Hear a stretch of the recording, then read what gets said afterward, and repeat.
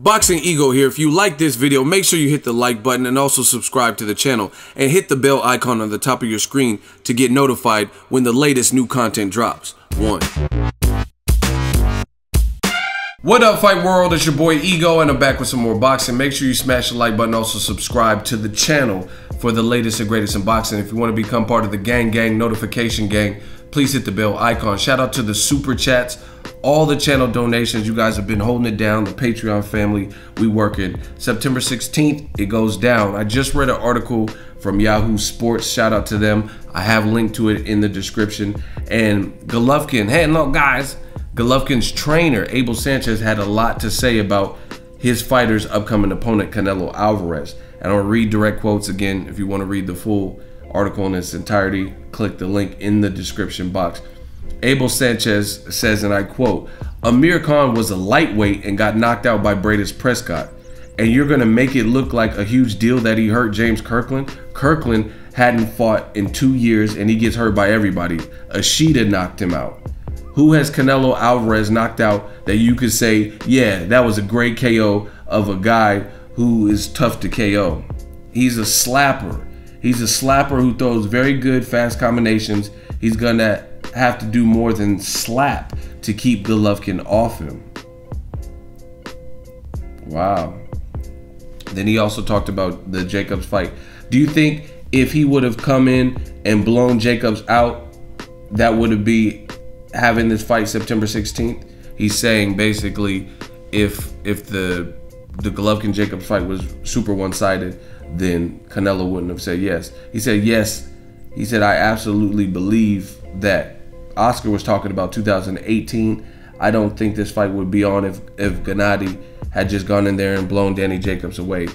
It's funny, isn't it, that as soon as the fight was over with Jacobs, Team Alvarez all of a sudden started talking about making the fight with us. I don't think that's a coincidence. So he believes that the Jacobs fight and the perceived vulnerability, a lot of people even said Jacobs won, Canelo being one of them, Julio Cesar Chavez Jr., myself, Deontay Wilder, Troy King. I mean, there's a ton of people that, Joey Spencer, a lot of people thought Jacobs beat Golovkin.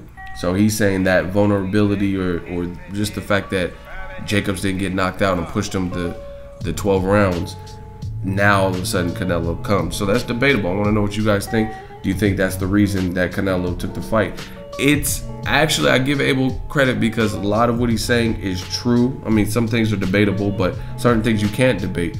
James Kirkland was on a very long layoff. That's a fact. I mean, he was on a long layoff. He fought Glenn Tapia, knocked him out, and between the SMS promotion and 50, something special, man. They didn't really have no fights for him. You know what I mean?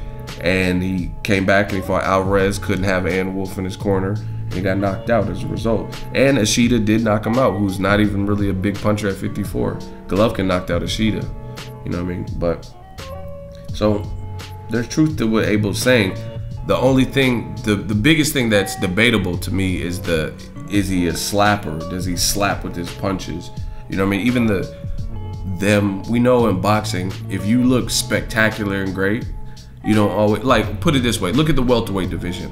Errol Spence Jr., I thought he looked good. He never got knocked down. He went into his opponent's backyard. He lost some early rounds, and he came back to stop Kell Brook in the 11th round, right? So that was a very good step-up performance where he nabbed the title. Notice you don't really see people calling out Errol Spence Jr. left and right. I mean, Jeff Horn has. But speaking of Jeff Horn fought Pacquiao. He was badly hurt in the 9th round. Like, there was no point in the Errol Spence-Kell Brook fight where Errol Spence was hurt like Jeff Horn was hurt in the 9th round. And if you can recall a time where he was that hurt like Jeff Horn was in the 9th round with Pacquiao, then please let me know what round it is and I'll watch the fight over if you're not wasting my time.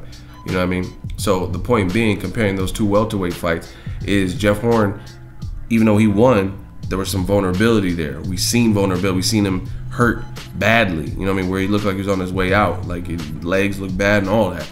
We didn't really see that with Errol Spence Jr. You could say, oh, he lost. He was getting outboxed, but he wasn't getting dogged. And as a result, I've seen a ton of people step up and try to take the Jeff Horn challenge. Pacquiao wants a rematch. He's like almost 40.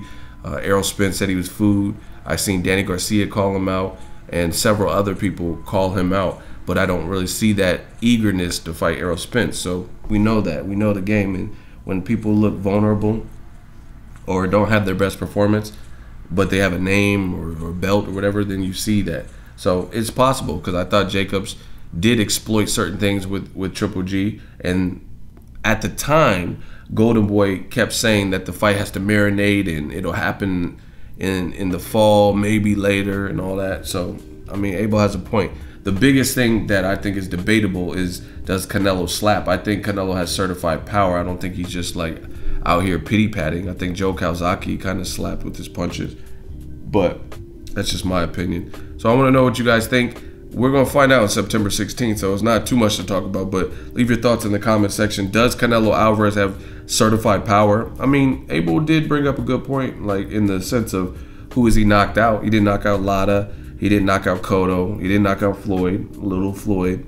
You know what I'm saying? So he didn't knock out Shane Mosley. So, I mean, that's a good point, but I don't know. He did knock out Chavez Jr. So you guys let me know what you think. I still think Canelo has enough power. I don't know if he could knock out Golovkin, but I think he could hurt Golovkin. So what do you think? Where do you rate Canelo's power? Do you think he slaps? Do you think Golovkin's in for a rude awakening? Is Canelo in for a rude awakening? Drop all your thoughts in the comment section. Make sure you smash the like button. Also subscribe to the channel. As always, hate, comment, and subscribe. Till next video is Ego signing off.